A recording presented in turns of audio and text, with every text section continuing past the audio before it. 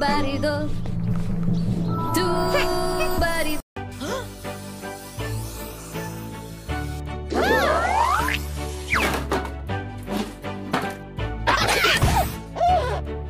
Halo, assalamualaikum warahmatullahi wabarakatuh. Selamat berjumpa dengan kami, dengan saya Pak Jen di For You Channel. Sebenarnya channel itu ditulisannya channel ya, tapi di sini untuk membedakan dengan channel-channel lain. Jadi di sini kita singkat dengan For You Channel. Nah baik, adik-adik semuanya, se-Nusantara dimanapun berada, hari ini Bapak akan membahas tentang tema 1 untuk kelas 6 pada pembelajaran 1. Pertemuan pertama berarti pada subtema 1. Nah, tema yang pada tema 1 ini judulnya adalah temanya selamatkan makhluk hidup. Oke. Saya perkenalkan bahwa saya Pak Jen dari Sekolah Dasar Negeri 03 Guguk Malintang, Kota Padang Panjang, Provinsi Sumatera Barat, Indonesia tentunya. Baik adik-adik, kita lanjutkan ke yang berikutnya. Oke, nah sekarang kita perbesar supaya lebih jelas. Kita lihat untuk untuk mengenali tentang selamatkan makhluk hidup ini, kita harus mengerti dulu apa itu makhluk hidup. Nah, ya adik-adik ya, makhluk hidup. Untuk mengenalinya kita harus kenal ciri-ciri makhluk hidup dulu. Ciri-ciri makhluk hidup itu ada bernafas. Bernafas artinya, atau di dalam bahasa sainsnya disebut respirasi. Kemudian tumbuh dan berkembang. Konsep tumbuh dan berkembang ini berbeda. Nah, tumbuh itu adalah perubahan yang terjadi pada makhluk hidup yang sifatnya terukur. Contoh, tambah tinggi bisa diukur dengan roll. Kemudian tambah gemuk bisa diukur berapa pertambahan beratnya dan lain-lain. Sedangkan perkembangan sifatnya perubahan yang terjadi pada makhluk hidup yang sifatnya tidak terukur. Contoh, seseorang waktu kecil karena dia belum cerdas, mungkin dia tidak segan untuk mandi biasa-biasa bergabung dengan orang lain.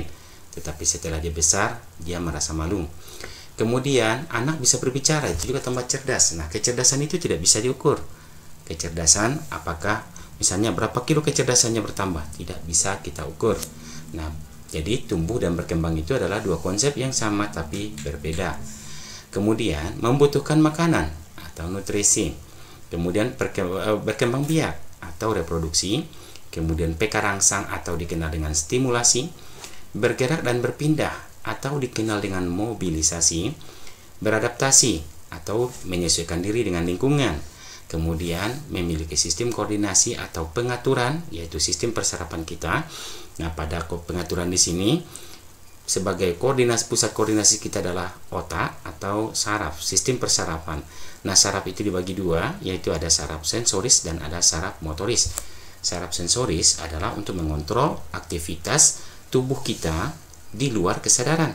Sedangkan saraf motoris adalah saraf yang mengkoordinasikan atau mengatur aktivitas dari gerakan-gerakan yang sadar. Kemudian ada sekresi, metabolisme dan ekskresi atau pengeluaran. Nah, ini nanti akan kita bahas pada pertemuan berikutnya. Ikuti terus perkembangan atau tayangan-tayangan dari For You Channel untuk kemajuan anak bangsa. Kemudian bagaimana dengan benda seperti gambar berikut? Di sini ada gambar pesawat adik-adik, ada gambar mobil, cantik-cantik. Kemudian ada gambar sepeda, di sini orang bersepeda, sepedanya yang kita fokuskan. Kemudian ada gambar motor, kemudian sepeda motor ya, ada gambar kereta api dan ada gambar kapal. Nah, lalu bagaimana? Kita lihat di sini, apakah benda-benda itu termasuk makhluk hidup? Nah, sekarang kita lihat, bukankah semuanya juga bergerak? Nah, kemudian membutuhkan bahan bakar bukan? Yang diartikan sebagai minuman atau makanannya. Kemudian bergerak dan bisa berpindahkah? Kemudian memiliki zat buangankah? Iya, berarti memiliki sistem ekskresi gitu kan? Nah, sekarang kita lihat, tapi benda-benda itu bukan makhluk hidup. Nah, kita lihat alasannya. Yang pertama, mereka bukan bergerak, tapi digerakkan. Nah, ya adik-adik ya, mereka tidak bergerak, tapi dia digerakkan. Kemudian yang kedua, mereka memerlukan bahan bakar, tapi tidak melalui metabolisme dalam sel. Jadi tidak merupakan nutrisi yang mereka perlukan itu bukan melalui metabolisme. Nah, itu ya. Kemudian yang ketiga, mereka tidak berpindah tapi dipindahkan dan lain-lain. Oke, Adik-adik bisa kan dipahami? Jadi kalau ditanya orang, ini kan bergerak, ini kan begitu gitu ya. Tapi apakah dia makhluk hidup? Jawabannya itu. Nah, kita lanjutkan ke yang berikutnya. Perhatikan gambar tanaman jagung berikut. Nah, di sini mengalami pertumbuhan dan perkembangan ya Adik-adik, dari kecil sampai besar tanaman jagungnya.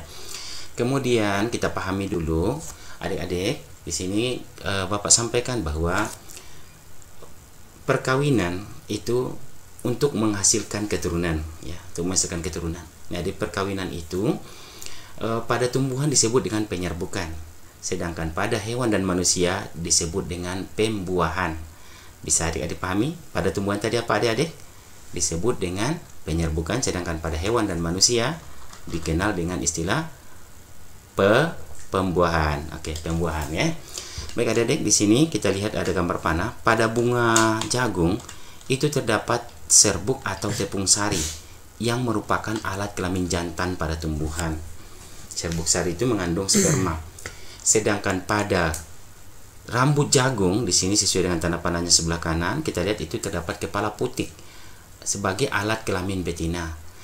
Nah, jadi adik-adik, pada alat kelamin betina pasti mengandung ovum atau sel telur. Nah, adik-adik semua, jadi kepada tanaman jagung ini jangan dipatahkan bunganya, atau kamu adik-adik ambil rambut-rambut jagung itu, karena di sanalah terdapatnya kepala putik sebagai alat kelamin betina pada jagung. Nanti tidak akan terjadi pembuahannya, tidak terjadi pembuahan yang sempurna.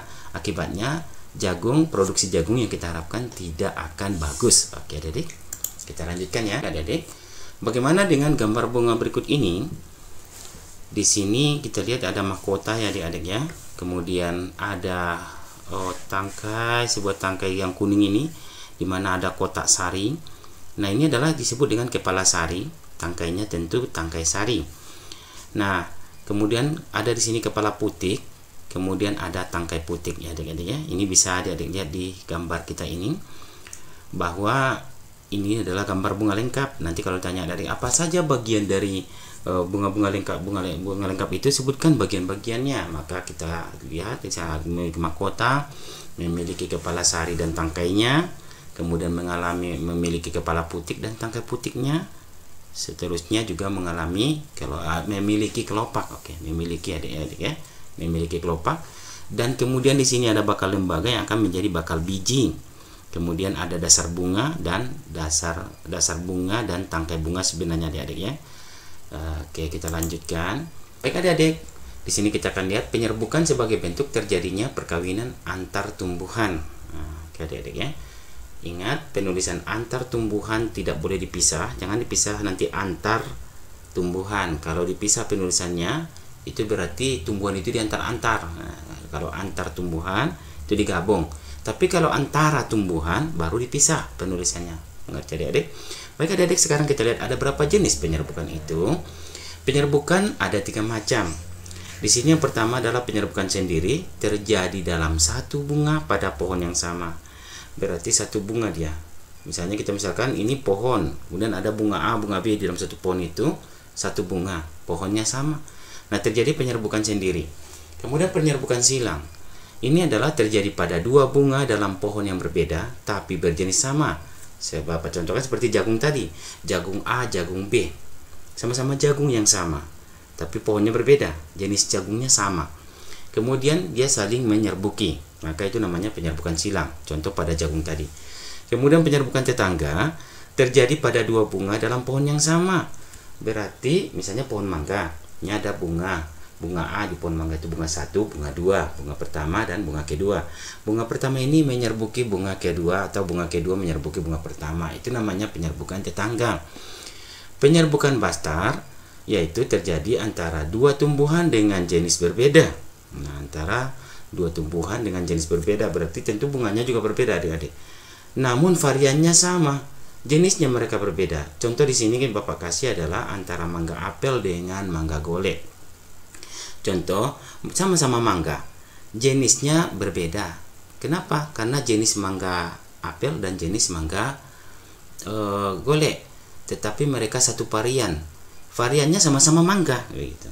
Nah, ini bisa saling menyerbuki.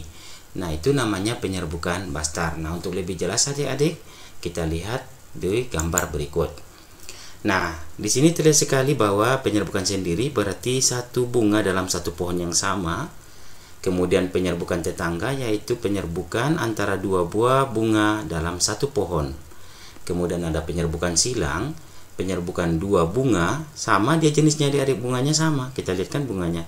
Kemudian jenisnya, coba lihat, perhatikan bentuk gambarnya sama, bunganya berarti tumbuhannya sama, jenisnya sama, variannya juga sama.